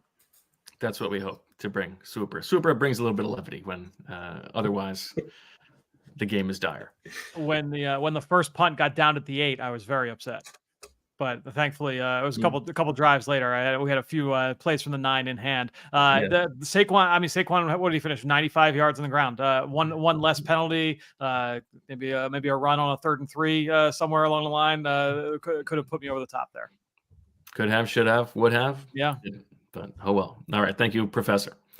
I have one last thing to talk about, guys, before we get to the Matt Quinn interview, and it's on the Sirianni thing, and I was just thinking about it all day long, and thinking about how Jeffrey Lurie must view this whole thing, and I think he went to bed last night and woke up this morning regretting the decision to bring back Nick Sirianni. I think that's an overstatement. I know that you do.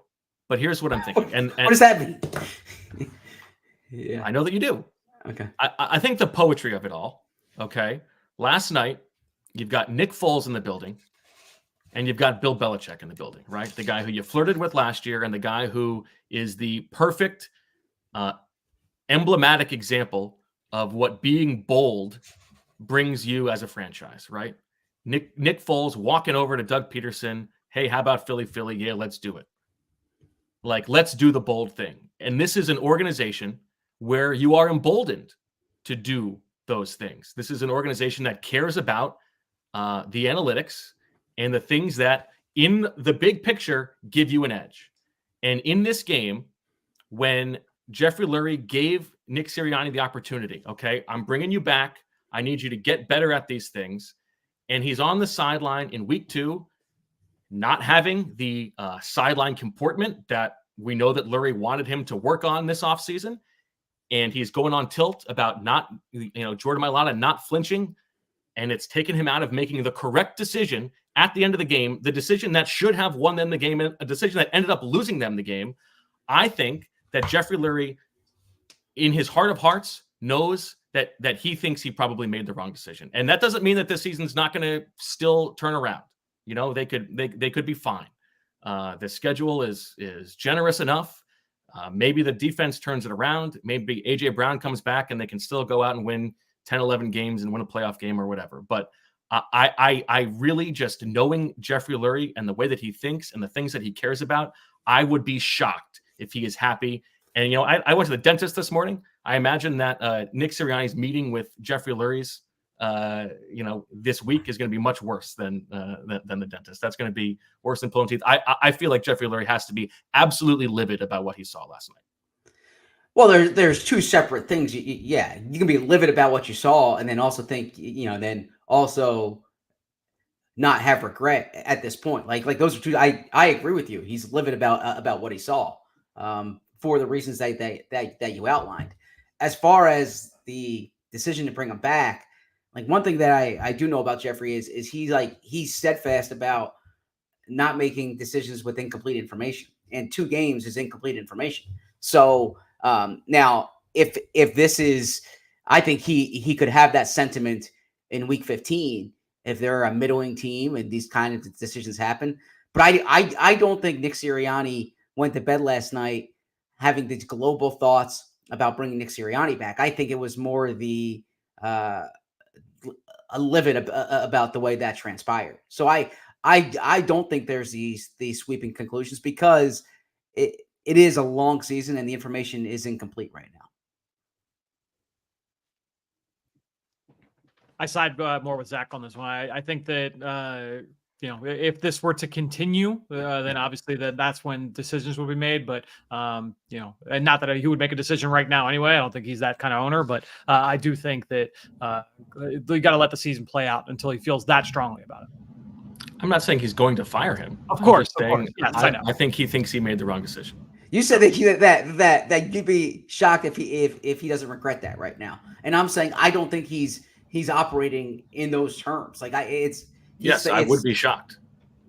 Okay, well, I disagree, because I don't think he's thinking globally 2 games into the season. Like I don't think he's sitting there evaluating. I'm not saying he's writing off the season, but I think in his heart of hearts, he thinks they would have been better off with this roster with a different head coach right now. I don't know. I mean, I don't. Yeah, I'm not reporting this, but okay. That's my feeling based on having been around the decisions he's made for over a decade. Okay. All right, we have a few super chats to get to. Claude says, "Do we know if Huff dropped into coverage in New York? I wonder if Fangio's dumb scheme is screwing him up." Fran, probably not the problem with Bryce Huff right now, right? No. I would say not the problem. Plenty. I mean, again, just going back to that last drive, there's no frills to the Atlanta offense. Like, hey, just pin your ears back and go. And he was not winning. So that's going to have to change here in the coming weeks. Idiot Sandwich says, "Do you think Howie is planning moves to fix this?" Zach, I will let you take this one. Yeah, I mean, I think that they'll continue looking until the deadline, but it's often hard to make like serious consequential moves at this point. But I think you hit it on the head. I think edge rusher would be absolutely where he would look if there is a change. And I don't know the evaluation of like Jadeveon Clowney, but you look at teams like Carolina. There are going to be teams that are out of it pretty quickly here, and those are the teams that you kind of look at. They have veteran guys who you can go after. Now the Eagles have been burned in the past by trading for veteran guys, but I don't think you're going to get someone who really moves the needle like what Brian Burns was last year. What Bradley Chubb was when he got, you're not going to get like a 25-year-old pass rusher right now. Maybe what's his name? Jannard Avery? Avery. I saw Jimmy Kempski said that Bryce Huff is basically like a $17 million a year Jannard Avery, which is a good way of putting it right now. Yeah, that is tough. And then last one, friend, for you, Chris says, "How optimistic do you feel about the Saints game now? Short week, crushing loss. Eagles never play well in NOLA. Seems like a season-defining game. I believe the line has already moved all the way to Saints -3. Wow. It was -1 last night. Yeah. It's tough to feel confident about it. Just watching the Eagles defense and then watching the Saints offense. I mean, what the Saints have been doing from a structure standpoint, from their run game and everything, it's exactly what the Eagles just faced, except they've been doing it at a higher rate. They've been doing it much more effectively. That's why watching the film this morning of the Eagles defense, I was like, man, I feel like I just watched a team do this. And I was like, I just watched the Saints do this to the Cowboys yesterday. The Saints defense, I've always been a fan of what Dennis Allen does defensively. That's not going to be a tough matchup, or that's not going to be an easy matchup either. This is going to be a tough out for the Eagles. The Saints are not going to roll over, obviously. So that's going to be a tough game on Sunday. I just want to say the schedule is out for this week. Nick Sirianni will speak tomorrow at 12:10 p.m. The Eagles have a walkthrough tomorrow, a short week, so they're going with the Wednesday walkthrough. And then the coordinators speak Thursday at 120 during locker room. So it's one of those things where they're really busy. They can only fit it in this one period of time, right? And it's Thursday too, so yeah. They've already moved on from it. I'm not gonna get to go either. Yeah, no, but like they've already moved on. Yeah. So, anyways, yeah, that's the schedule for the week. Okay. All right. Any other thoughts on where things stand? Because the three of us will not speak again until Thursday. I think we're an hour 35 in. I think we covered it pretty well. Yeah, we covered it pretty well. All right. Well, thank you guys, and I will now transition to our little cameo interview with our dear friend, the official musician of Birds with Friends, the singer of the lovely E.J. Jenkins ballad for the Ospreys, and the lead singer of Mountjoy, who is playing at the Mann on Friday, 8:00. Get your tickets now; only a few still available. And if if you see me there, give me a little nod and all that good stuff. So Matt Quinn, our official tight end expert, breaking down Dallas Goedert's usage. We close out the show today with our tight end expert, Matt Quinn of Mountjoy, who's coming to Philadelphia on Friday, but we're going to save that. That is not the most important thing. The most important thing today is we got to find out why Dallas Goedert, in a game without A.J. Brown, only has 3 catches for 38 yards, 4 targets. What's going on, Mr. Tight End? I don't know. I don't know if that's what you want your tight end specialist to say, but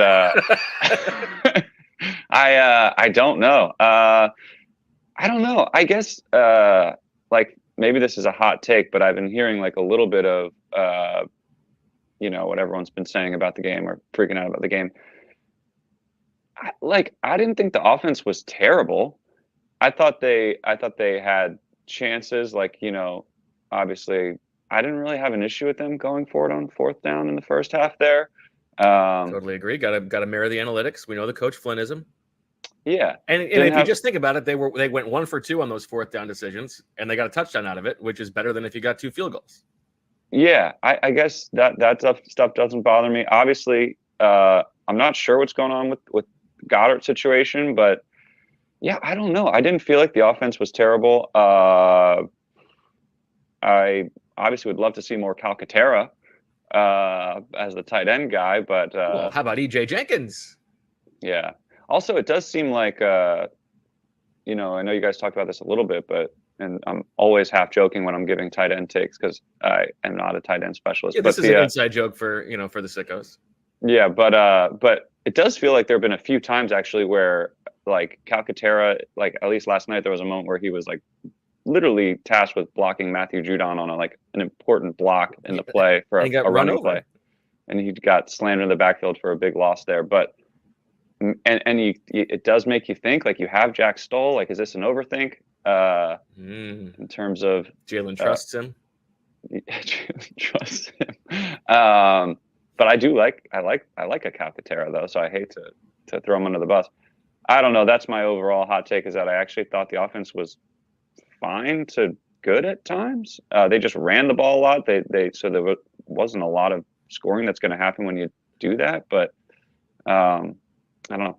Yeah. Well, only 8 possessions in this game. So yeah, I mean, on like a per drive basis, they were pretty efficient on offense and moved the ball.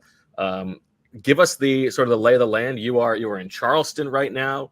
When you're traveling, you're watching a game like this. What was the experience like last night? I'll tell you what happened. Is I was really tired, so I walked to a bar to watch it, and there was this guy who was like, maybe I was sitting at a bar. The guy's like maybe rooting for the Falcons. He kept questioning all the Eagles' decisions like that. You're in the South, yeah. He was like he looked at me. He was kind of like doing like the concussion uncle thing. He's like, go for it on 4th down. You always take the points. And I was just like, I don't know. I mean, the analytics said to go, because they flashed it on the screen. Yeah. So he saw that, of course. I was like, I don't know. The analytics said to go for it. And he's like, it's gonna end up costing them, which of course it did, which pisses me off. But it didn't. Yeah, I know. But it cost them to not go for it at the end of the game. I agree. But anyways, so like halftime rolls around. I'm like, I gotta watch the rest of this in my hotel. So he was too much for me. So I bailed. I watched the second half in horror by myself. Terrible. Brutal. What is your just? I mean, if as the voice of the fan, I guess right now, how dejected are you about this loss? How are you feeling about the season now? Does it change your optimism? I don't know. Like, I guess for me, I don't know if it changes my optimism. In the sense that after the first game, I just felt like the defense wasn't good enough to be an elite, like, Super Bowl contender, which to me, it's like, I'm not going to get my hopes pinned on a team that doesn't appear to even have a mediocre pass rush. Like Reddick's out there though, I don't know. That would be the most hilarious full circle thing I've ever seen. And it's getting more and more realistic every down of defense that I watch. I mean, I think the most damning thing for me is just like, all right, you have Kirk Cousins and the Atlanta Falcons, with no timeouts, and they've got to go and they've got to score a touchdown. I mean, questionable, maybe too soft zone or whatever, but not even a hurry, I don't think, on the entire drive. I mean, like, he was patting the ball. At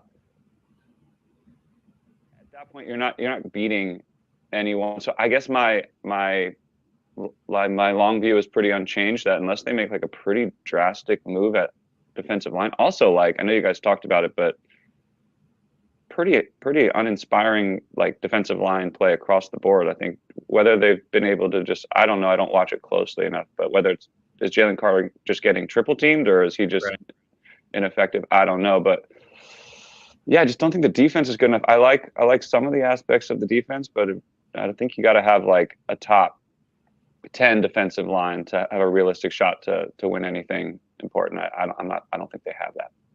Yeah, I mean, for so long, like, the Eagles defense has been built around a dominant defensive line, and they've poured resources in there, but they are not getting the return on investment there.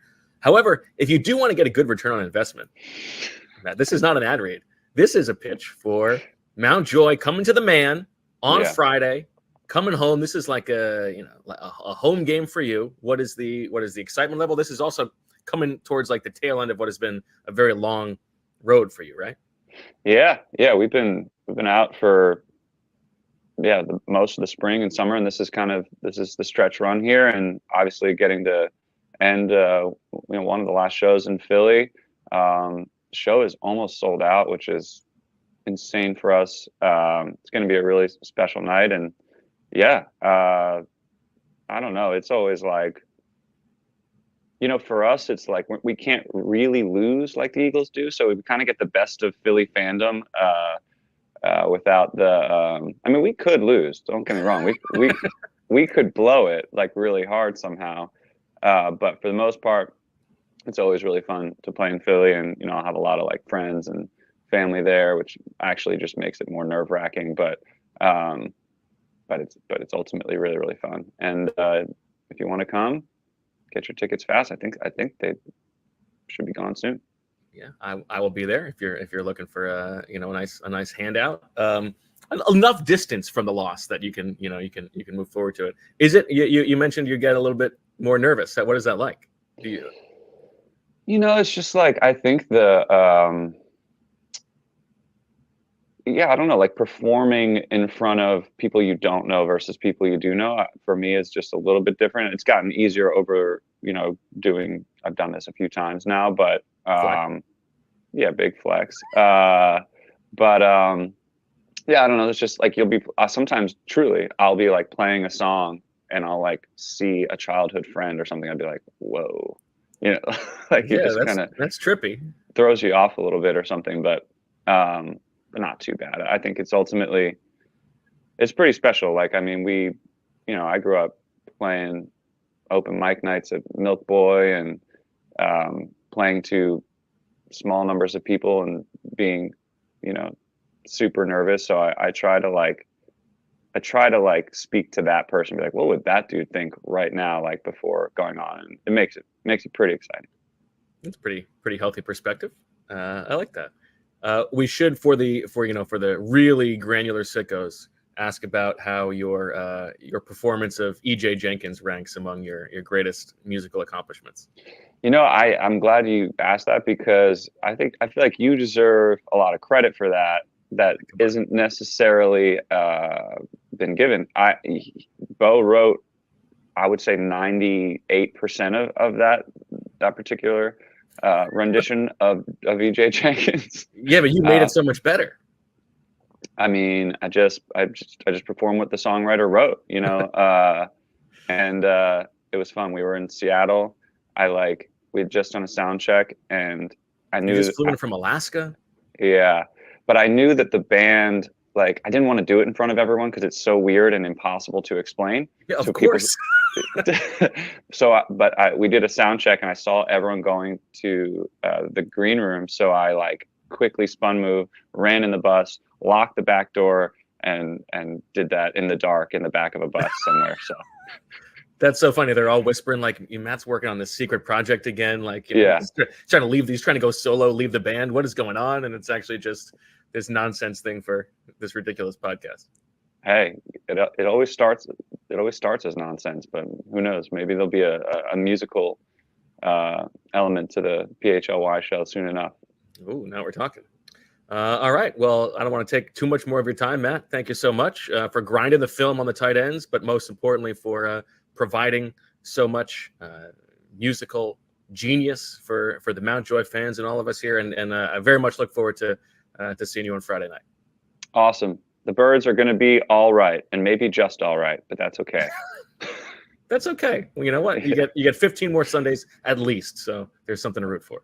Let's do it. Thank you so much for having me. Appreciate it. Of course. And that'll do it for this episode of the PHLY Eagles podcast. For everybody who joined the show today, thank you. We will be back tomorrow, 2 o'clock. Jamie and Rich on the show, hopefully joined by Vinny Curry as well. We will talk to you later. And as always, we love you. We all silly like the mayor.